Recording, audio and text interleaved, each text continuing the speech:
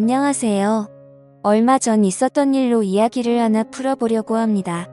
저는 친구와 자주 볼링을 치는데요. 볼링을 칠 때마다 항상 내기를 합니다. 진 사람이 게임비도 내고 술도 한 잔 사주는 그런 거예요. 제가 게임에서 져서 술을 사는데 괜히 돈도 아깝고 그래서 간단하게 마시고 빨리 들어가려고 했거든요.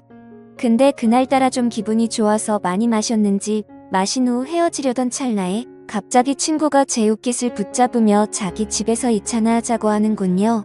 저는 밤이 늦어 집에 들어가야 한다고 했으나 막무가내인 친구를 어떻게 말릴 도리가 없었습니다. 그래서 아내의 허락을 받은 후 친구의 집으로 갔어요. 1차는 저에게 얻어먹었으니 2차는 집에서 자기가 대접하겠다더군요. 물론 집으로 가는 택시비도 자기가 대주겠답니다. 이 친구는 술만 마시면 이렇게 죽자고 마십니다. 중간에 좀 끊을 줄도 알아야 하는데 그런 걸 모르는 것 같아요. 그래서 많이 마시면 항상 울고 어디에 전화하고 진상도 이런 진상이 없습니다. 그렇게 불편하게 친구네 집으로 향하게 됐는데 아니나 다를까 친구 집에 도착하니 친구 아내가 억지로 웃으며 우리를 반겨주더군요. 거실로 들어온 저는 친구 아내에게 적지 않게 눈치가 보였으나 어쩔 수 없었습니다. 그렇게 그곳에서 소주를 몇 병 마셨을까요?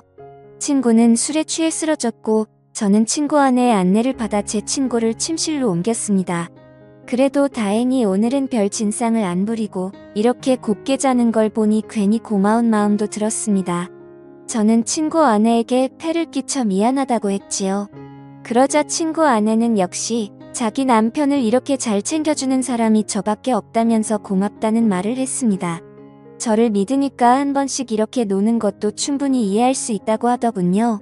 저는 친구도 술에 취해 들어 눕게 된 마당에 더는 이곳에 있을 필요가 없어 이곳을 후다닥 나가려는데 마침 친구 아내가 바둑 프로를 시청하고 있는 게 보였습니다. 아까부터 시청하고 있었는데 이제야 제 눈에 들어왔던 것이었죠. 저는 호기심 가득한 표정으로 친구 아내에게 바둑을 좋아하냐고 물었습니다. 그러자 그녀는 어릴 때부터 조금씩 바둑을 했었다고 보는 것도 좋아하고 직접 두는 것도 좋아한다고 하더군요. 그래서 어느 정도 두냐고 물어보니 어디 가서 질 정도는 아니라는 말을 하는 거예요. 동네 어르신들과도 종종 뒀는데 비슷한 실력이라고 하는 겁니다. 저도 바둑을 좋아해서 그 말을 들으니 대충 가늠이 되더군요. 그녀가 엄청난 실력자라는 것을요.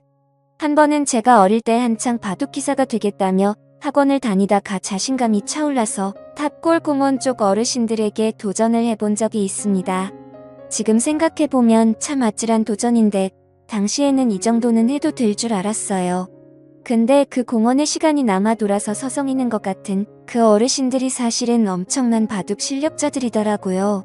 그 뒤로 부끄러워서 어디 가서 바둑 둔다는 말을 잘 안 하는데 그녀의 말은 정말이지 저를 궁금하게 만들었습니다. 그리고 보통 나이 들어서도 바둑을 하는 사람은 대부분 남자입니다. 여자 바둑 기사가 참 없기도 하고 일반인 중에서는 더더욱 없더라고요. 그래서 호기심이 많이 생겨서 다음에 기회 되면 바둑 한번 두자고 말을 했는데 그녀는 갑자기 지금 한번 하는 게 어떠냐는 제안을 하더라고요.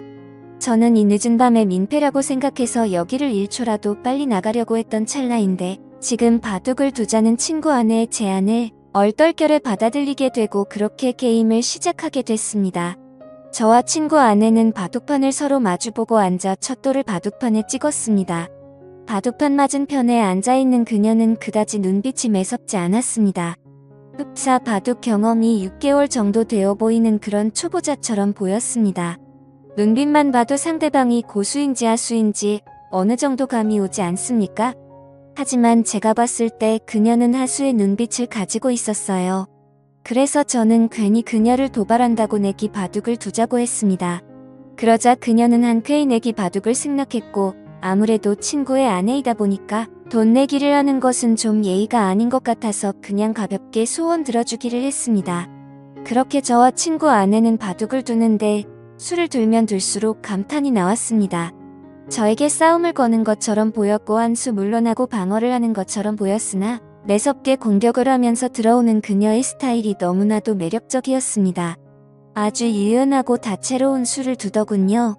저는 그때 느꼈습니다.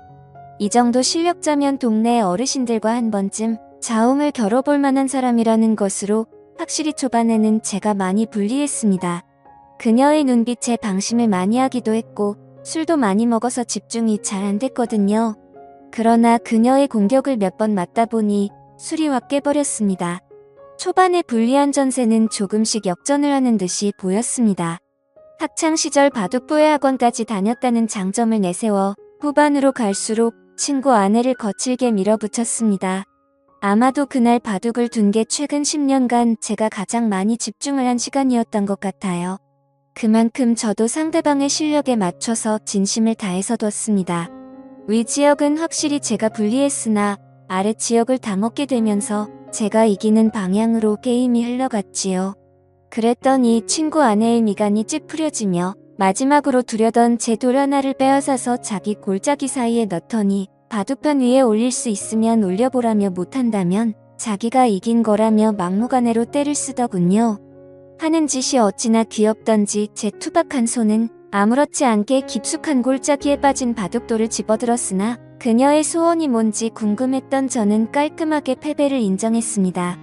돌을 던져버린 채 손을 떼며 도저히 못 찾겠다면서 제가 졌으니 소원을 말해보라고 했습니다.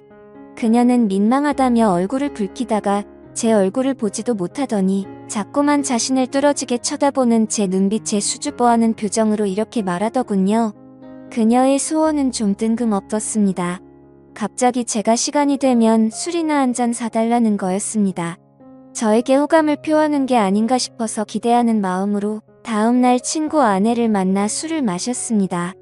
친구 아내는 오늘 만남은 남편에게 비밀이라고 하더군요. 저는 알겠다고 했어요. 그렇게 우리 둘은 술을 마시며 바둑 이야기를 많이 나눴습니다. 그녀도 바둑에 애정이 많았는지 재미있는 이야기를 많이 하더라고요. 적당히 술을 마신 후 곧장 숙박업소로 갔습니다. 누가 먼저 말하지 않았는데도 자연스럽게 발길을 닿았습니다. 어쩌면 솔직히 술은 핑계였고 우리 둘은 첫 만남부터 서로를 원한 게 아닌가 모르겠습니다. 바둑을 두면서 그 마음에 확신이 섰겠죠. 어쩌면 그 마음이 맞을 겁니다. 그렇게 친구 아내와 사고를 치고는 저는 집에 왔습니다. 정말 재밌고 짜릿한 순간이었습니다.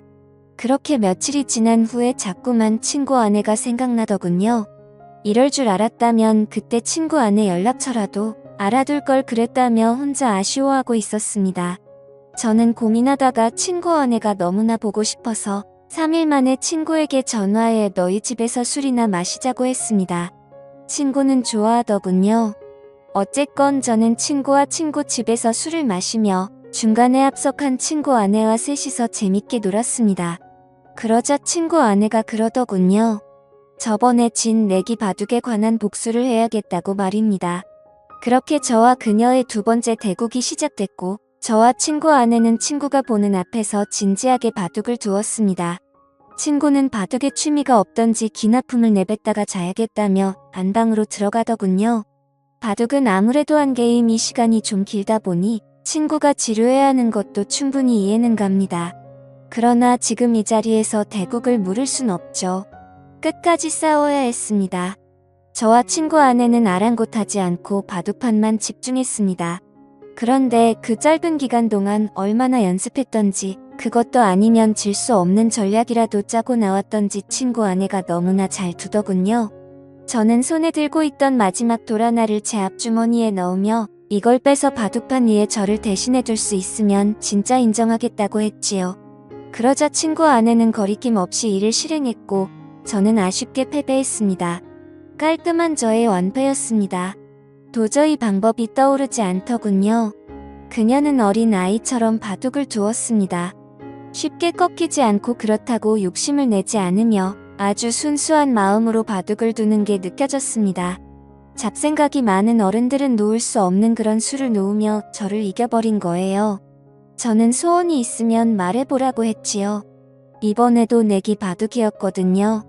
그러자 친구 아내가 갑자기 제게 다가오는데 저는 친구 아내를 밀치며 친구가 안방에서 자고 있으니 이러지 말자고 했습니다. 지금은 불안하다면서요. 그러자 친구 아내는 지금이 아니면 안 된다고 못을 박더군요. 어쨌건 저는 마지못해 선을 또 넘고 말았습니다. 나중에 알게 된 사실이지만 친구 아내에게 듣자니 친구가 2년 전에 바람을 피웠고 이를 자기에게 들켜 용서를 구한 채 지금은 성실히 살고 있다더군요. 그래서인지 몰라도 남편과는 자꾸만 마음의 거리감이 생겨 피하게 된답니다. 하지만 그녀도 여자이다 보니 이렇게라도 해소를 해야겠다고 하더군요. 제가 마음에 들어서 그런 거라고 말을 하는 걸 보니 저를 어떻게 한번 해보려고 이렇게 바둑을 열심히 두는 거였구나 생각했습니다. 마음이 씁쓸해지더군요. 아무렴 어떻습니까? 저도 솔직히 좋다고 생각했으니 좋다고 생각해야겠지요. 어쩐지 친구와 같이 있어도 뭔가 서먹하다고 했는데 역시나 이유가 있었습니다. 그 후로 저는 친구 모르게 친구 아내와 깊은 만남을 이어갔고 그렇게 1년을 만나다 그녀가 헤어지자고 하더군요. 이제는 마음 잡고 가정을 위해 성실하게 사는 남편 뒤통수를 못 치겠다더군요. 그게 이유였습니다. 저는 아직은 그럴 수 없다며 계속 만나자고 했습니다. 친구 아내와 만나며 여러 얘기를 할 수가 있어 삶이 즐거웠습니다. 이런 것을 한순간에 내려놓기가 힘들더군요. 우리가 중년이 넘어서면 딱히 인생에 어떠한 즐거움을 찾기가 힘들잖아요. 다른 걸 떠나서 이렇게 즐겁게 바둑을 둘 수 있는 친구가 있다는 게 참 좋았는데 아쉽잖아요. 어쨌건 저는 헤어지자던 친구 아내를 겨우 설득해 계속 만나는 중인데 언제까지 이런 만남이 유지될지 모르겠습니다. 이제 헤어지기엔 이미 저는 친구 아내에게 너무나 깊게 빠져버렸거든요. 오늘의 사연은 여기까지였습니다. 감사합니다.